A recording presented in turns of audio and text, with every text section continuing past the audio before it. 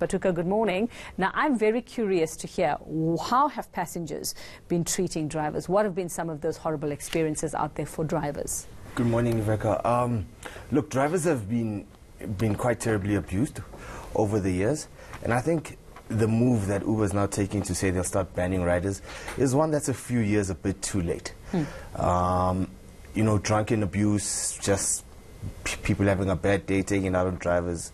Sometimes it's a basic miscommunication thing where you get to a mall and you park at entrance 5, but the rider's at entrance 1, and this wasn't communicated very well.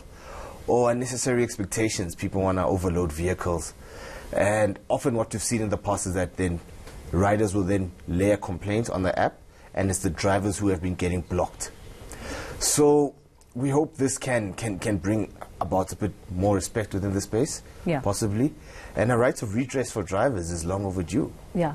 Well, how would you, though? How would you ban a passenger? How do you get into their account to actually suspend that? You know, many might be wondering how. Okay, well, how you actually do that. As drivers, we've actually been wondering the same, right? Yeah. Because a lot of the riders who use the platform haven't actually provided positive identification.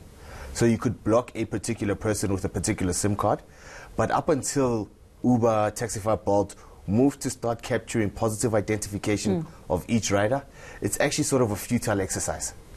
Okay, so you don't think that this can work? I think those who are intent on being abusive will find loopholes, because there's just so many. Or just get somebody else to order your Uber. So get a new SIM card, get a new number, create a new account, and Bob's your uncle. Okay, so if this is not going to be very effective, then how do drivers actually, you know, protect their dignity? How do they ensure that they are well treated by passengers? What would be your advice to drivers out there, or how to manage this? How do you manage that? I think the current position is that we need to move to see the industry get to an environment whereby riders and drivers experience safety and respect. Yeah, because the issue works both ways, right? And we know what they are, You know, you get drivers who are so bitter and disgruntled that they're rude to everybody. Even the undeserving rider gets bad treatment. But by and large, a lot of drivers get treated very terribly. And we need to eradicate this for both parties. Now, with drivers, our identification has been correctly captured. But with riders, it's a totally different ballpark. And that's really, those are the bold steps we need to see Uber and Taxify take. Essentially, we feel this is a bit of a marketing exercise. There isn't enough strength in this call to action. We're not convinced that it will yield any results. You know, and if they were serious about this, if they had moved to capture positive identification, some of the atrocities we've seen on the platform, from rape to murder to robberies, wouldn't have occurred. And I'm talking for both drivers and riders. We're burying people every week. So what is the advice given to drivers out there? Do you say to them, if you find that somebody is being a particularly horrible passenger, can you just stop and say, get out of my vehicle, and just cancel it? Is that one way to actually deal with this? Essentially, the right thing, I think the right thing to do is drive to a safe place, a garage, and then ask the people. And offload your passenger, your route passenger. Is there no contractual obligation once I've signed up, once I have the app on my phone and I've done this? It's a contract, I'm assuming. Does it follow contractual obligations between me and Uber? Or as in the rider and Uber? As in the passenger, The passenger, yes. There's terms and conditions, which there's an expectation for everybody to comply with. But essentially, there isn't really much enforcement in that space.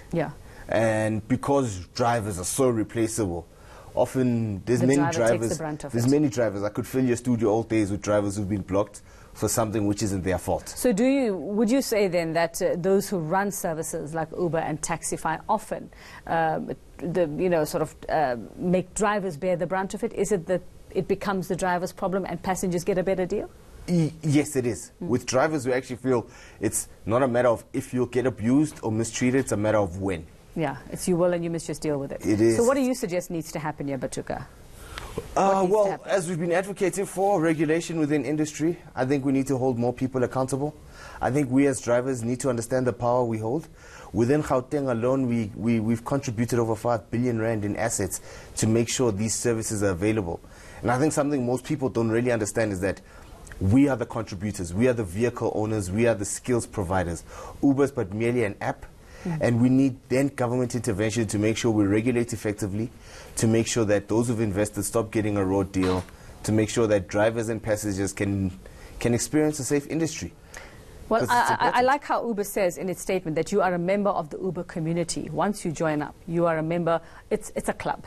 You're a member of this club, so you need to play by the rules, and that's what needs to be enforced, if I'm understanding you correctly. Yes, and I think we need to be consulted with in drafting those rules. Currently, there is no platform for us to engage with Uber directly or Bolt. They are very evasive, and it's rather disappointing. They refer to us as partnership, but there isn't a single decision-making platform reflective of a partnership. So there's no face to who actually There's no gives you these face. There's no orders. face. Okay, well, I'd be very interested to see what Uber has to say about this and just how they actually plan to get that respect and that dignity for their drivers as well, as much as for passengers as well, and how they've tackled those issues. Well, thank you very much for that insight. And it's difficulties faced by Uber drivers as well. We understand they are often pointed out as those who are rude themselves, and there's a criminal element to all of this. But Batuka Mbalengwa from the Uber and Taxify services just bringing the other side of this industry to us here this morning.